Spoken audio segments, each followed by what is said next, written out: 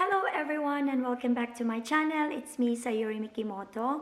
And for today's video guys, gusto ko lang i-share sa inyo ang experience ko on how to get an easy and cheap way of driving lesson here in Norway. So sa lahat ng mga nagbabalak dyan na gustong mag-start ng driving lesson here in Norway na cheap at saka madaling paraan, this is the video for you guys. The story of my life, I give her hope, I'd spend her love until she's broke inside. The story of my life. Disclaimer guys, I am not a professional advisor, okay? Gusto ko lang ma-share sa inyo yung tips and ways ko on how to start an easy and cheap way of driving lesson here in Norway. First of all, gusto ko lang magpasalamat sa lahat ng mga supporters ko na patuloy na sumusuporta sa akin at sa lahat ng mga naniniwala sa kakayahan ko. Thank you so much talaga guys. Actually guys, I decided to make this video for the reason that I want to share my experience and of course, as an answer also to those who ask me na magkano daw ang driving lesson here in Norway. So one of my followers had asked me this question. This question came from Leia Erlingson and she followed me recently lang guys. Tapos marami siyang mga tanong sa akin. So this is the answer to you, sis Leia Erlingson. She asked me, magkano daw yung driving lesson here in Norway? To answer that question, sis, okay, we'll start kung anong type ng driving lesson do you want to take. Kasi here in Norway, you can choose between manual driving and automatic driving. Okay, if you want a convenient and easy way of driving, my advice to you is choose the automatic driving. Kasi for automatic driving, you don't need to learn the clutching and the gearing. So, yun yung mai-advise ko sa inyo and it doesn't cost you a lot. Sobrang easy lang talagang matutunan yung automatic driving. So for manual driving, it's a bit complicated for those who doesn't have any driving experience. Kasi nga, like what I said, in automatic, talagang madali lang siya. And for manual driving, you need to learn the clutching and the gearing thing.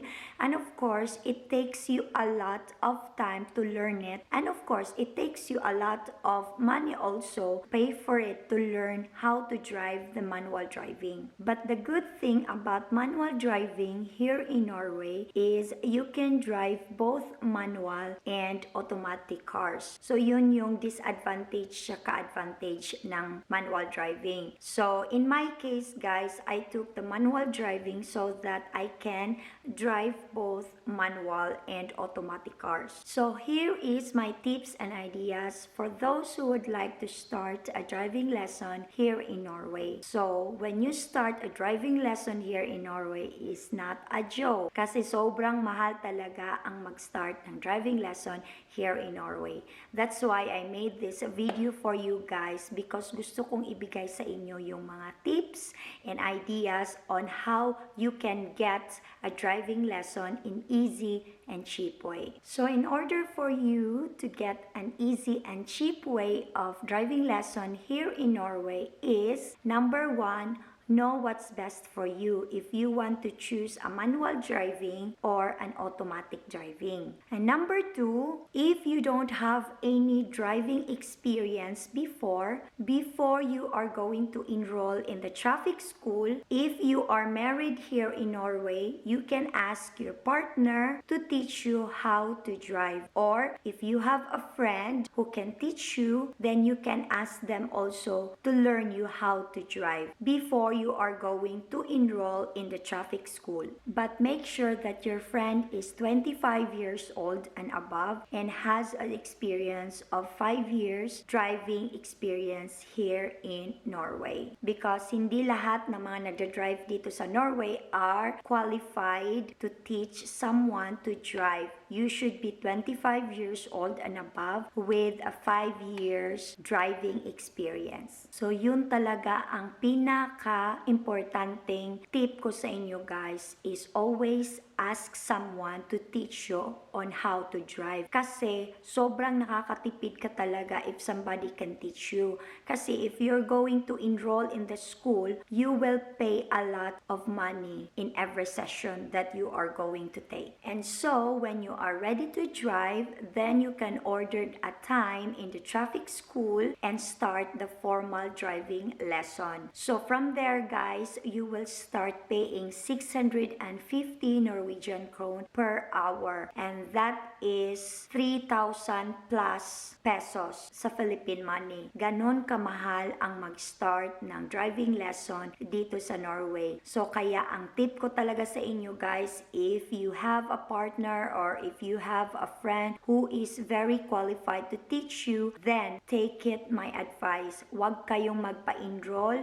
agad-agad sa school kasi mahihirapan talaga kayo unless if you have driving experience before. Kasi more on mandatory na lang yung gagawin nyo or some basic hours na dapat nyong i-take up. Pero hindi na siya masyadong sobrang mahal.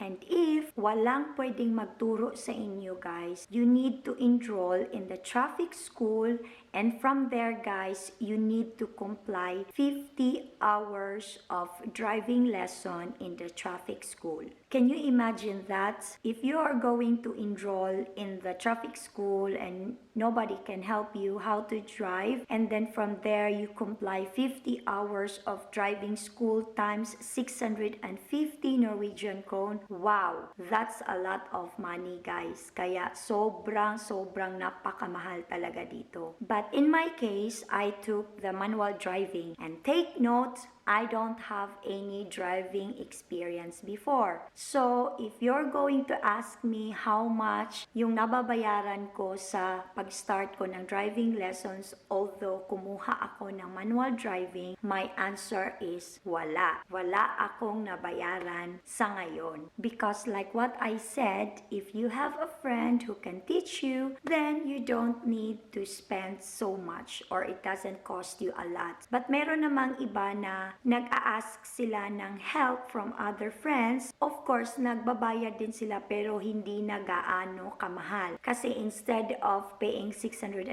Norwegian krone in the traffic school, sometimes meron silang deal na pwedeng 100 na lang per hour, or yung iba hindi nagpapabayad. So, in my case, I'm so lucky enough to have a friend who is very persevere and very patient of giving his time to me to learn me how to drive. Sobrang napakagaling talaga, guys. As in, ako na lang yung nahihiya kasi wala na akong pressure na mag-isip na sino kaya magturo sa akin. Siya na yung kusang tumatawag sa akin kung magdadrive pa kami or wala. Yun talaga, need talaga natin ang friend na makapagturo sa atin on how to drive. And now, I am soon finished with my 50 hours with him. So, after this, I'm going to enroll na to the traffic school para ay makapagsimula na ako sa formal driving lesson ko. And from there, so since naituro na niya sa akin lahat ng mga basic driving lesson, so all I need to do is to comply the mandatory or the obligatory time sa school. Like yung long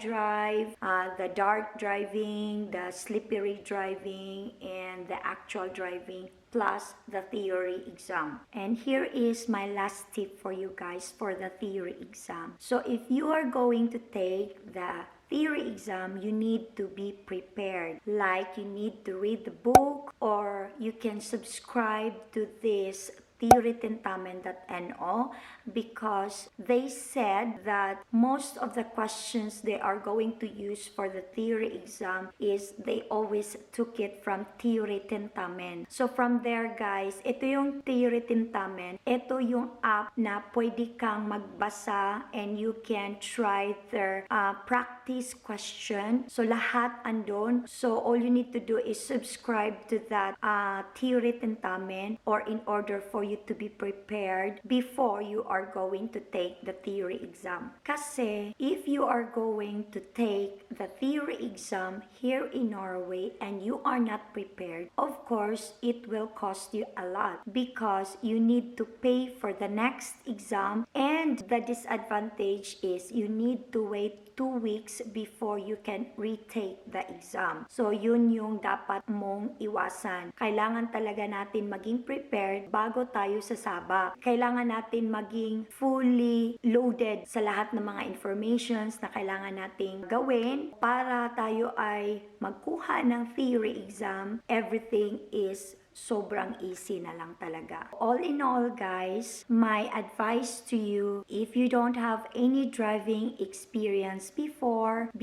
you are going to enroll in the traffic school, make sure that you have somebody to teach you on how to drive. So in order for you to lessen the cost of the payments you are going to pay for the traffic school. And of course, if you want an easy driving, you can choose automatic driving. But take note, when you choose automatic driving, you cannot drive for manual cars. And if you have an automatic driving license, it is very expensive to buy an automatic cars also here in Norway. But kung makakita kayo ng mga second hand, then it's alright. Okay lang yan. The good thing about manual also driving is you can drive both manual and automatic cars. The last one is before you are going to take for the theory exam, make sure that you are always prepared before you are going to take the theory exam.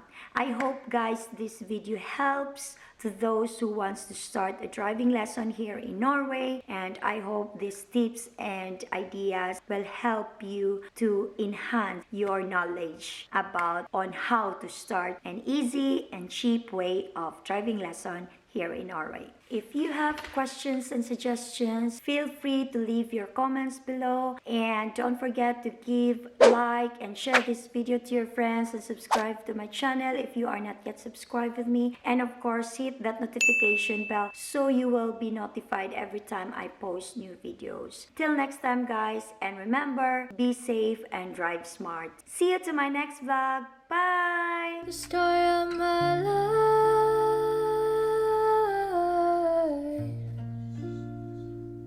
The story of my